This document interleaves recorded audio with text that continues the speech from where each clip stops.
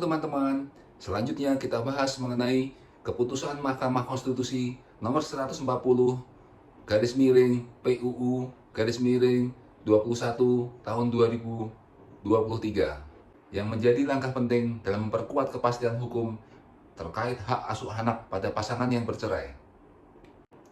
Putusan ini menekankan pentingnya kepatuhan pada putusan pengadilan dalam hal pengasuhan anak. Poin penting dalam putusan tersebut antara lain, yang pertama, penguatan hak asuh anak pasca perceraian. Dalam putusan ini, MK menegaskan bahwa putusan pengadilan yang menetapkan hak asuh anak harus dihormati dan dipatuhi oleh kedua belah pihak. Pelanggaran terhadap putusan pengadilan, termasuk tindakan pengambilan paksa anak oleh salah satu orang tua yang tidak memegang hak asuh, dapat dikenai sanksi pidana. Hal ini bertujuan untuk melindungi kepentingan anak dan memastikan adanya stabilitas dalam pengasuhan pasca perceraian. Kemudian poin kedua, perlindungan terhadap hak perempuan.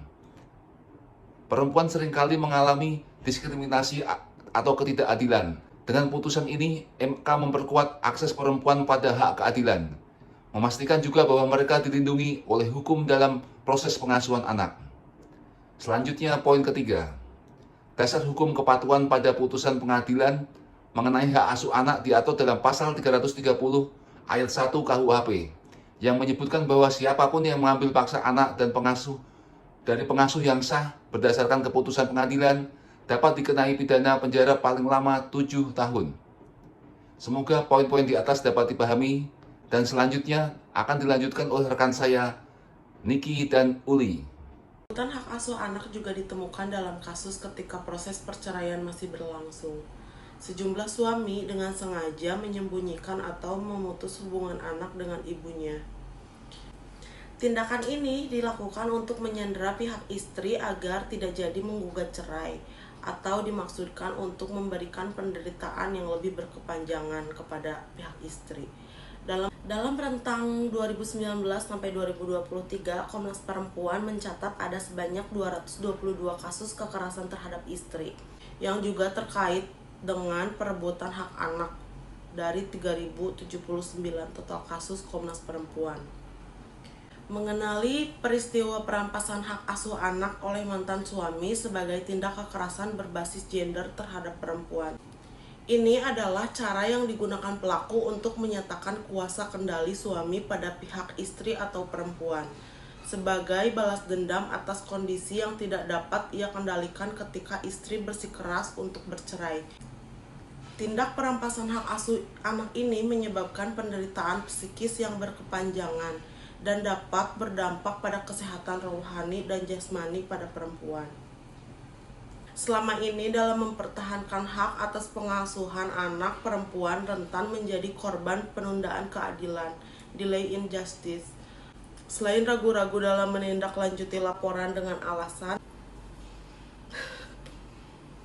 bahwa pelaku adalah ayah dari anak tersebut, pihak kepolisian dilaporkan juga lebih kerap menganggap kasus perebutan anak ini adalah urusan domestik atau rumah tangga. Akibatnya, kepolisian cenderung lambat dalam penanganan kasus. Oke, kita akan masuk pada kesimpulan. Pihak kepolisian kini tidak perlu lagi ragu dalam memproses segera kasus perampasan hak asuh anak dengan mengacu pada putusan MK tersebut. Putusan MK dapat memberikan kejelasan pada tafsir pasal 330 ayat 1 KUHP yang menetapkan ayah atau ibu yang melakukan perampasan hak pengasuhan anak yang telah ditetapkan pengadilan sebagai tindakan yang bertentangan dengan hukum. Penyikapan segera dari kasus serupa ini juga perlu menjadi bagian dari kerja Direktorat Tindak Pidana Perempuan dan Anak dan Pidana Perdagangan Orang atau DIP-PPA, PPO yang baru saja dibentuk pada konteks perkawinan campuran. DIP-PPA-PPO juga memiliki peran penting dengan melakukan upaya kerjasama dan koordinasi antar negara mengingat kemungkinan pemindahan anak dapat terjadi hingga ke luar negara. Komnas Perempuan mengenali bahwa hak atas perlindungan hukum saat berakhirnya perkawinan sesungguhnya adalah bagian yang tidak terpisahkan dari hak atas kesetaraan gender bagi perempuan dalam konteks perkawinan. Hal ini dapat ditemukan dalam pasal 16 Konvensi Penghapusan Segala Bentuk Diskriminasi Terhadap Perempuan dan kurung CEDAW yang telah diratifikasi melalui Undang-Undang Nomor 7 Tahun 1984. Sementara itu, hak atas perlindungan hukum dan hak untuk bebas dari diskriminasi adalah hak yang dilindungi dalam Konstitusi Indonesia. Dengan demikian, keputusan Mahkamah Konstitusi ini juga berkontribusi dalam memastikan penyelenggaraan tanggung jawab konstitusional negara atas hak asasi manusia atau HAM. Oke, teman-teman, sekarang kita akan masuk ke bagian saran. Berikut adalah saran yang kami rangkum. Putusan MK ini dapat menjadi putusan MK ini dapat memiliki kontribusi pada pemenuhan hak anak atas tumbuh kembang. Sebagaimana dijamin dalam Undang-Undang Dasar Negara Republik Indonesia tahun 1945, hak ini juga tertuang dalam Undang-Undang Nomor 23 tahun 2002 tentang perlindungan anak yang mengamanatkan agar kepentingan terbaik bagi anak menjadi pertimbangan penting dalam soal pengasuhan. Perampasan hak pengasuhan yang diikuti dengan pemutusan seluruh hubungan komunikasi antara ibu dan anak dapat menyebabkan anak tidak dapat mengakses pengasuhan yang setara pasca perceraian, yang dikhawatirkan berdampak jangka panjang pada pertumbuhan dirinya.